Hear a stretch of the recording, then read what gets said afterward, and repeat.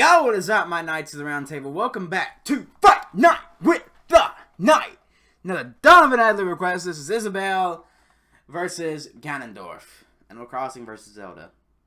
Now, I'm going to offer up Ganondorf's going to win. If fucking Isabella wins, I will eat a fucking hat. That's how confident I am. In a battle to determine who would come out on top. I'm Ink, and this is Smash Bracket, a show dedicated to solving that exact question. If each playable character from the Super Smash Bros. Series was entered into a giant fighting tournament using them at the peak of their strength, who would be victorious? The rules for this series are on screen now, with a link for a further breakdown in the description. With all that in place, let's take a look at today's match between Ganondorf and Isabelle to see who will advance on to the next round and who will be disqualified.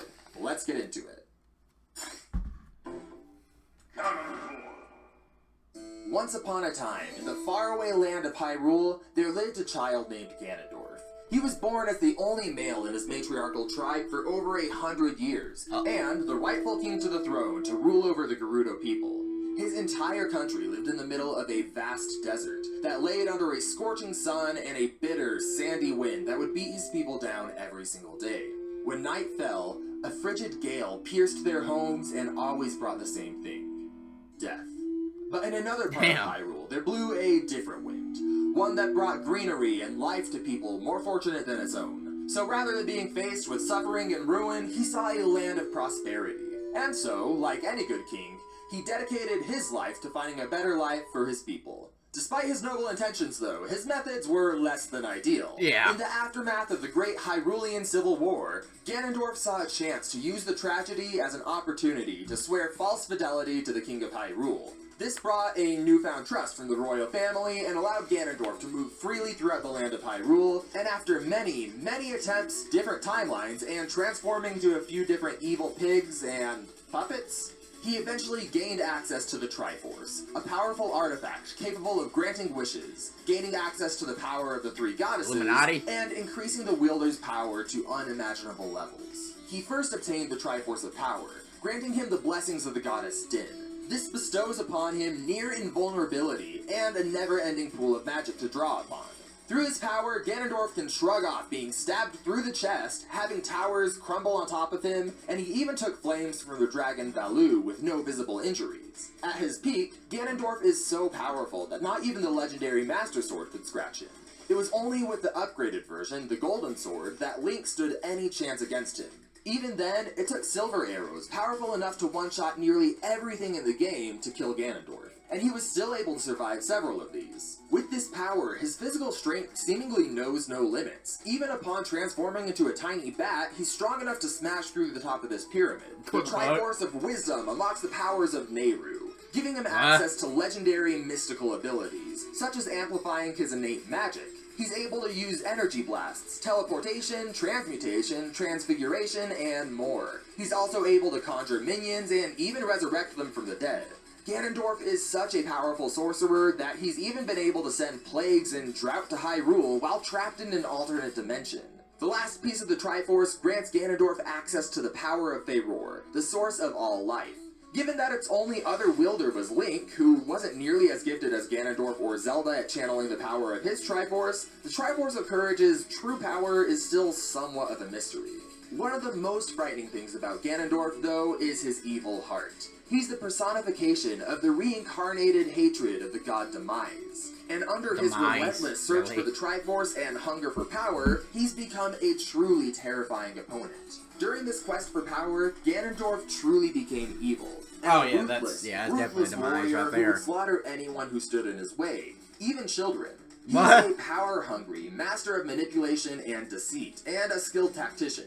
By the end of Ganondorf's life, he had zero regard for anybody's life but his own. Ganon's wake of destruction and brutality seemingly know no bounds, and to cross him spells death for all but the strongest foes. Now let's see how he stacks up against his foe, Isabelle. Win at work by communicating effectively. With Grammarly, meet Dylan, who's prepping for a big... Y'all wrong for this, Smash Bracket. Y'all wrong for this. Isabelle! While brave warriors can defend their homes from invasions of evil, and gifted leaders can bring a town from poverty to prosperity, it's often the everyday workers who support their city through small contributions that serve as the lifeblood of their hometown. such as Isabelle, the hard-working and kind-hearted secretary of Animal Crossing. Much like Ganondorf, she came from rough beginnings, as she and her twin brother Digby had to live out of a cardboard box while growing up. She didn't let these humble beginnings define her, though. Despite coming off as a little ditzy or clumsy, she's a master of engineering with degrees from over 19 different universities, which she obtained just for the joy of learning. Under her direction and engineering expertise, her town has created pits of fire, a state-of-the-art surveillance system, a huge building that holds the remains of many dead, mighty beasts, and a portal to an alternate dimension called the Dream World. That isn't all, though. Isabelle has also helped in the creation of a machine capable of drilling through the ground. She's also recreated mystical wonders like Stonehenge, and even panels capable of harnessing energy from a giant ball of scorching gas that, if destroyed, could wipe out an entire solar system. So, am I fucking crazy, or is he describing real shit? That's the fucking sun! Despite her cheerful demeanor, though, Isabelle has a dark side that hides beneath the surface. Throughout her difficult childhood and pursuit of architectural knowledge, she gained years of fighting experience with her brother Digby, and even acted as a bully intent on destroying his property. While some lesser life forms need to increase their power with magical artifacts, Isabelle increases her mental acuity with handcrafted drinks specifically designed to increase her energy. And she even drinks it with a substance extracted from the bodies of her villagers. Her unbridled rage comes out when seeing people destroy property. And she can even summon her Isabelle. You're fucking the Mask versus Deadpooling me right now. You're pulling my leg. Form as she drops her gentle facade. This is a power that no villager in their right mind would ever want to face. And she is no stranger to dealing with some pretty disagreeable people, including the standoffish pig, Ganon. So whether it be her high IQ or the dark individual lying deep beneath the surface of her cheery exterior, Isabelle is a rough matchup for anyone. With all that said and done though, let's get into the fight and see who will be disqualified and who will advance on to the next round of the Smash Bracket. But first, do you want to see early works in progress for our animations, have exclusive live streams with the research team, get early access to music, or even vote on future matchups? We just launched a Patreon to help fund our series, and we have a lot of really cool rewards there. Go check it out if you're interested in supporting Smash Bracket and keeping the series alive. But anyway, let's get into the fight and see who will advance on to the next round of the Smash Bracket and who will be disqualified. It's so fucking easy. This is the easiest dub of my fucking life. I will literally get topless, draw a pie on my chest, and try to eat my fucking nipples if Ganondorf loses. I am confident in my fucking ability. I am confident in my choice. Let him kill her in one hit.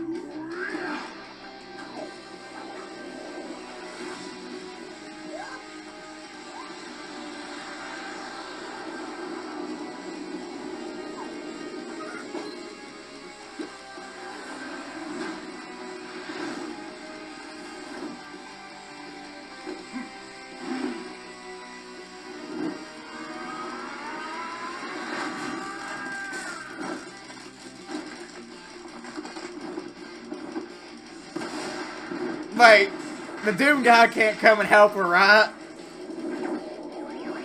Like, Doom guy cannot interfere, right? Oh shit, I may have fucked myself in that pie thing. Oh no.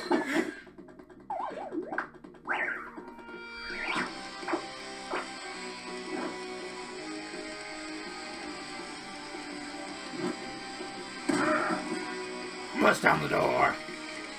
FBI, open up!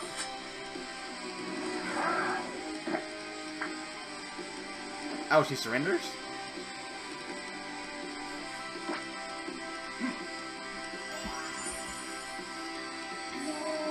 Oh, no.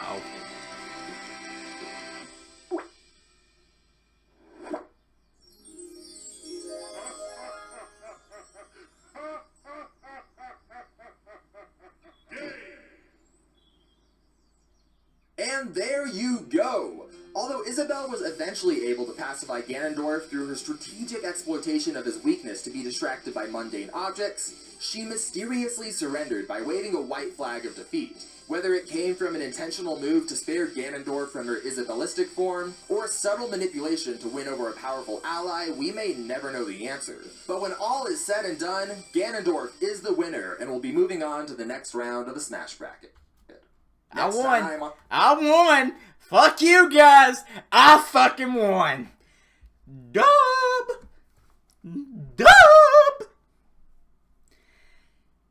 Whew. Thank you so much, Donovan, for requesting this. I hope this was to your liking. I'm really glad I didn't have to eat my nipples. I'm really glad that I did. I lost out. I didn't never uploaded another video. Oh, shit. So, thank you all so much for watching. I hope you guys enjoyed this as much as I did. And as always, I'll see you in the next one.